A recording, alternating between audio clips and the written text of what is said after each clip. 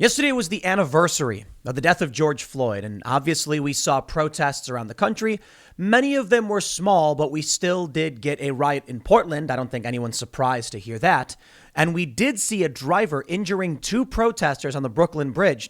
An NYPD vehicle sideswipes another. Now, this shouldn't be surprising to anybody.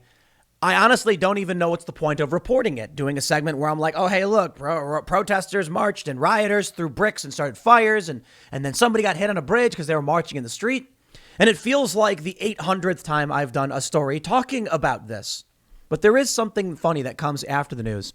And it's a report from Axios, which strikes at the heart of media bias and the ramifications for what all of these protests have accomplished. And maybe I shouldn't say accomplished because it makes it sound like something good happened. But no, something bad happened.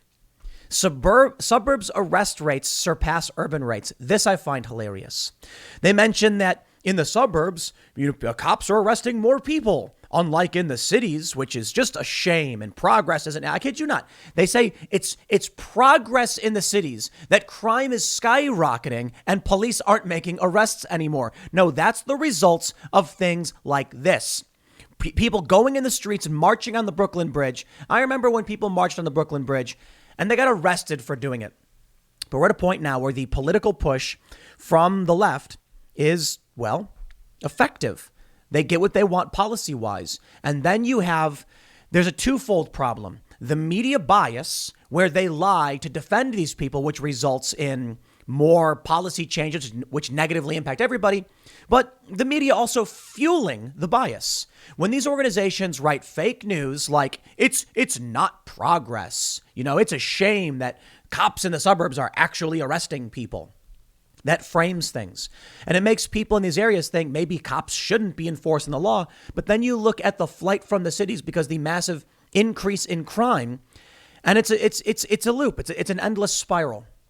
It's only going to get worse up and until we actually can break through the media bias and start calling it out for what it is, which is why in my segment yesterday on my main channel, I said, call these things no-go zones. George Floyd Square, it's a no-go zone. 30 plus shots ring out. Don't use the language of the biased. Don't use the language of the media. George Floyd Square, shut up. Okay, this is a dangerous area where they've barricaded it off. The police can't get in. There's gunshots, people getting hurt and shot at, and locals are complaining about it. A dude, a medical, I don't know if he was an actual medic, but someone who was there to treat people, he got shot and killed. And then you look at the Chaz, and they call it an autonomous zone. Don't call it that. That's what Antifa calls it. Call it a no-go zone. Why? Look, I'm trying not to be biased. You look up the definition of a no-go zone, that's it. But if you keep playing the game where you use the definitions of the extremists, then you are framing things the way they want. Anyway, I digress. I'm going to give a shout out to ground.news. I don't take a lot of sponsors in this channel. Most of you know that. Almost never directly taking sponsorships from anybody. But look at this. I pull up this story. Driver injures two protesters on Brooklyn Bridge. NYPD vehicle sideswipes another. And I'm using the ground.news browser extension, which shows me many of the outlets, as many as they can catalog, the outlets that are reporting this news. And as you can see, 100% of the news outlets that are reporting what happened on the Brooklyn Bridge are from the left. Now, that doesn't necessarily mean that literally every organization that wrote about this is on the left. It's just what Ground News is tracking.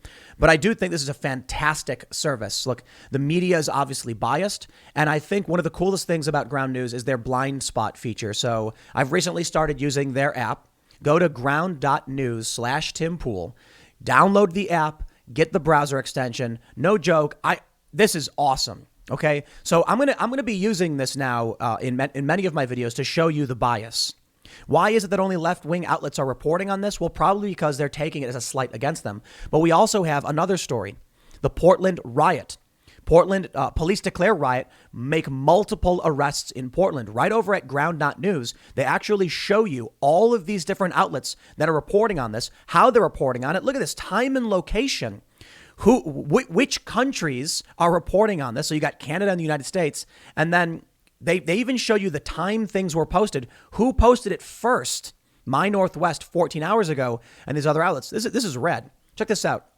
Bias distribution. 10 of these news sources are bias rated for our center. That's fantastic. They say the Gateway Pundit is far right. Maybe you don't like necessarily how they rate things, but you can see that NBC News is left. Take their word for it. So it's absolutely fantastic.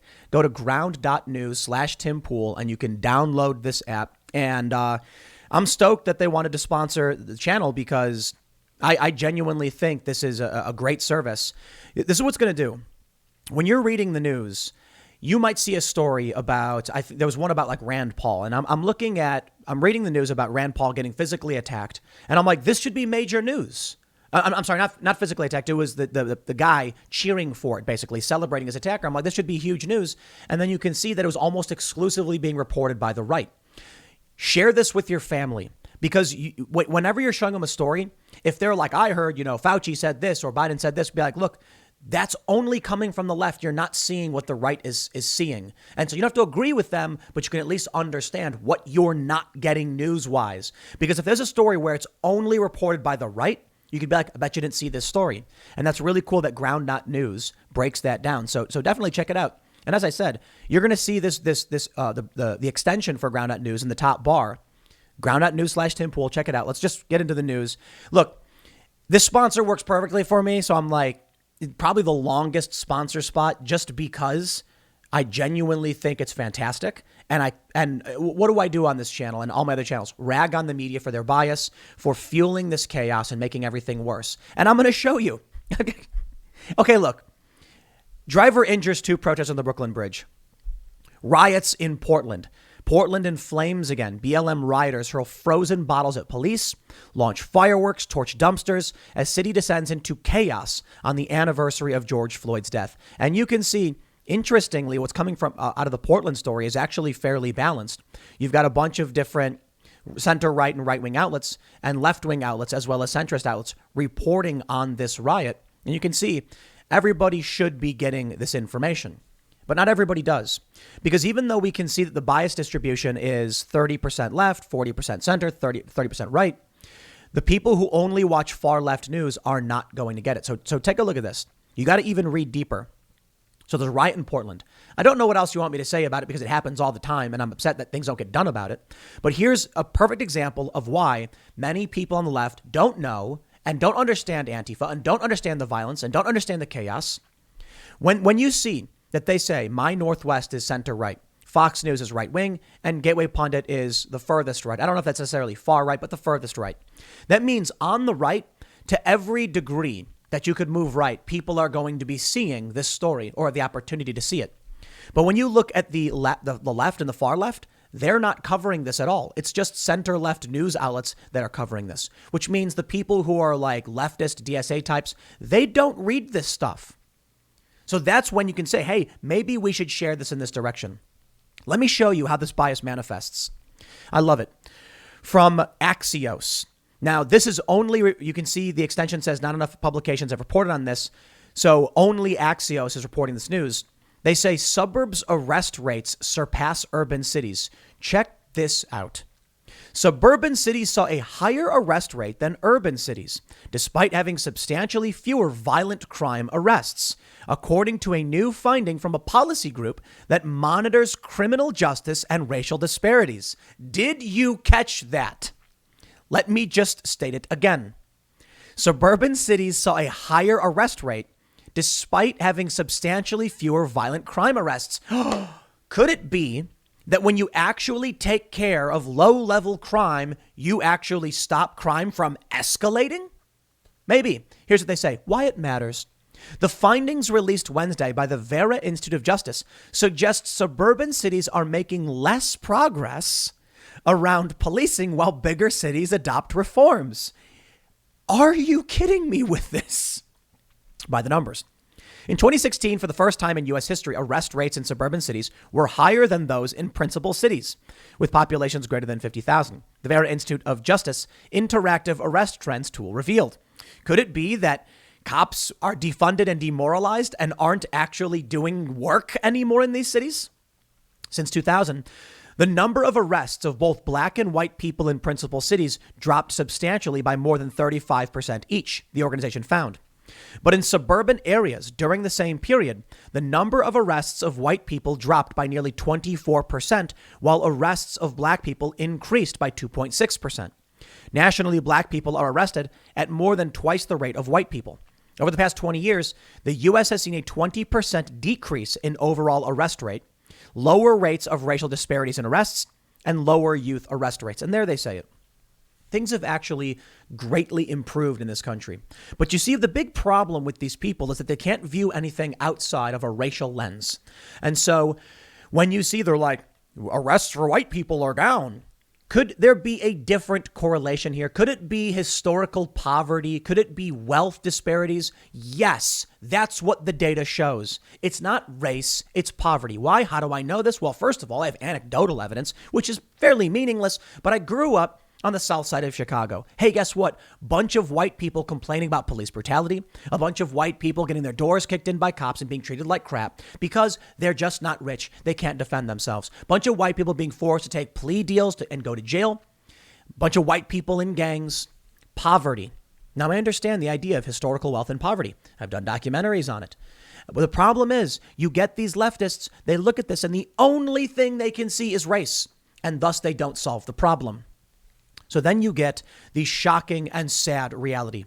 They're not smart enough to understand the data before them, and they frame it in such a way that they say it's less progress when police are enforcing the law. Can I show you this? You want to know what perpetuates historical poverty? Murder, crime, death, property crime. Murders are rising the most in a few isolated precincts in major cities. It's a shameful spiral, man. It's sad. And I blame Black Lives Matter. They say murder wave in U.S. cities is hitting typically poor neighborhoods, typically black and Hispanic. Do you understand now? Crabs in a barrel. Sort of.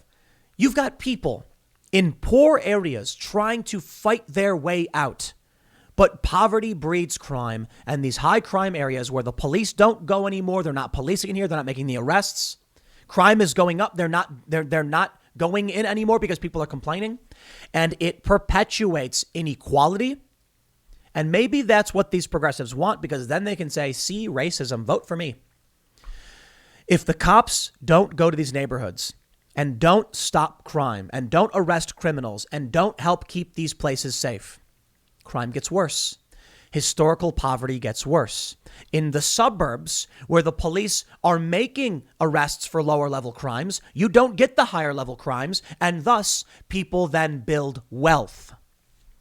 You know, it's a shame that it has to be a partisan left or right thing, that many of these leftists don't understand that they're advocating for something that is going to make things worse. These well-to-do liberals who live in these suburbs, who are more than happy to be like, yeah, the cops are bad, get rid of them. And then you're like, bro, you're going to make things worse for these people. You are making things worse for these people. And they're like, so long as it's not in my backyard. Axios goes on to say, between the lines, it appears the worsening racial inequity in arrests in suburban cities is being driven by disproportionate arrests of black people for less serious offenses. The difference between police treatment of black people and white people in suburban cities continues to worsen, just as suburbs become more diverse with a growing black and Latino middle class. But suburban cities are slower to diversify police departments like larger cities, where black and Latinos are more politically organized. And sure, it would be absurd of me to act like racism doesn't exist, or that cops can't be racist. Of course they can be. Absolutely they can be, and many probably are. But they overlook one of the biggest aspects of what's happening. They overlook poverty and class issues. Why? Well, I think there is an interest of the establishment elites in making sure that, Oprah is oppressed and a homeless white veteran is the oppressor. They don't want Occupy Wall Street coming for their money. They don't want Wall Street bets going for the short squeeze to strip money from these hedge funds. They don't want Bitcoin supporters to break from the system. They want you to be fighting with each other on the basis of race, which has very little bearing on whether or not you actually have power in this country. And isn't it crazy to say that? Because everything the left says is that race is everything and white privilege. And I'm just like, Will Smith has 100 million times more political power than you or I. That dude's got money.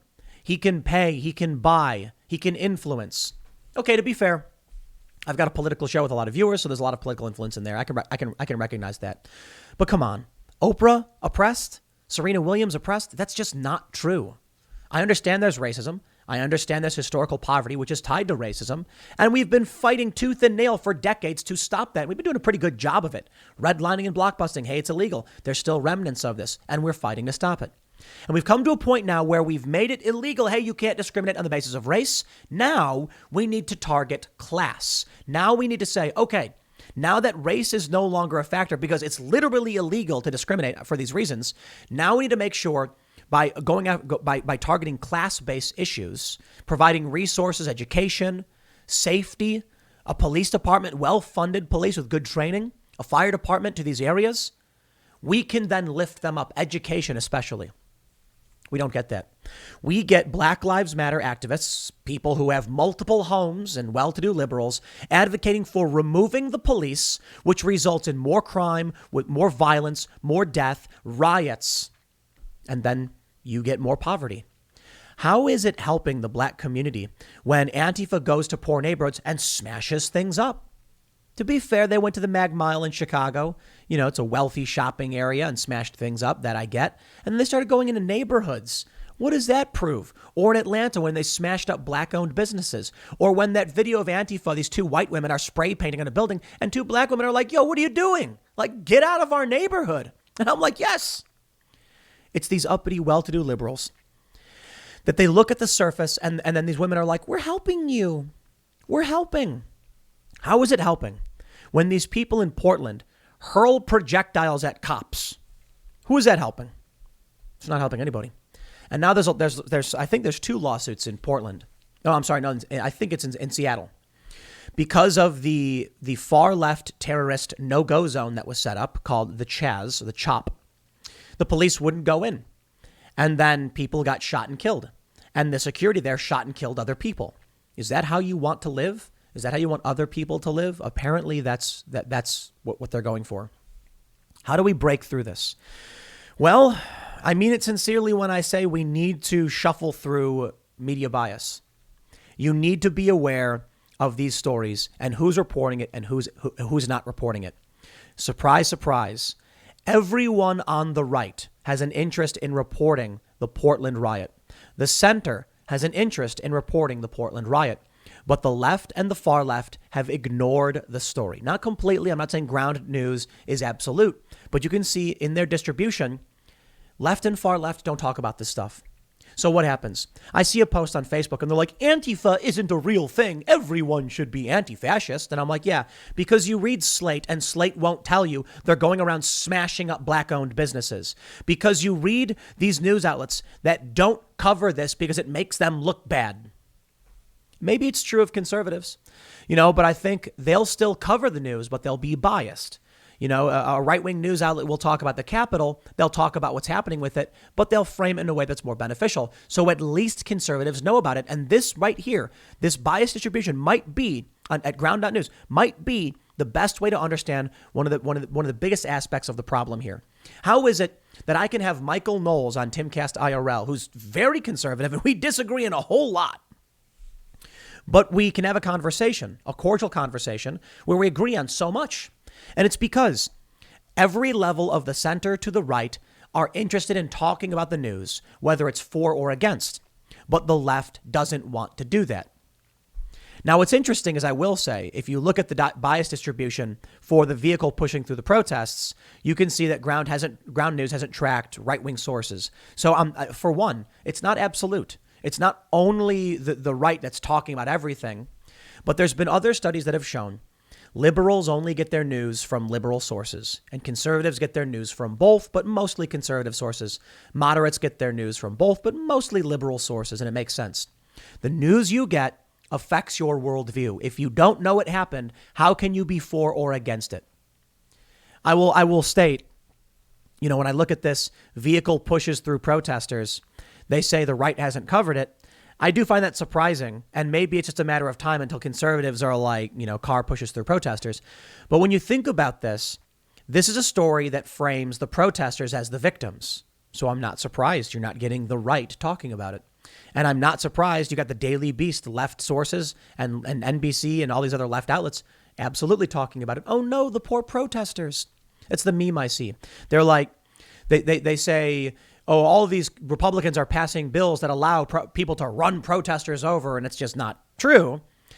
The anti-riot laws allow people legal immunity if they are fleeing while under attack. It's very different. In this circumstance, they say a driver is accused of pushing through protesters on the Brooklyn Bridge and injuring 3 people. Well, people shouldn't be blocking streets. And then what happens is, we've seen it in New York, we've seen it in Seattle, people bang on the cars and they threaten. In Portland, they smashed out the windows. So yeah, I'm not surprised someone's going to be like, I'm out. And all they did was push through. But of course, the left always frames this like the apocalypse, like they're being run over and oh no, and they liken it to Charlottesville or something like that. We need to find a way to break through the bias, to allow people to see the blind spots. So it's just convenient for me that Ground.News wanted to sponsor the channel and they provide this service. But it's really sad that, crime is getting worse in these minority neighborhoods. And it's the fault of Black Lives Matter. And then the media acts like it is not, like it's progress. The suburbs are safe. Alexandria Ocasio-Cortez said she wants police in cities to act like police in suburbs. She said that, remember? She was like, I think policing looks like the suburbs. In the suburbs, they're arresting more people for lower level crimes. And thus, they're not seeing an escalation in that crime. Okay, go for it. But you've demonized, defunded, and disbanded in some instances your police departments. It's no surprise things are getting worse for poor people and minorities in turn. I'll leave it there. Next segment's coming up at 1 p.m. on this channel. And I'll see you all then.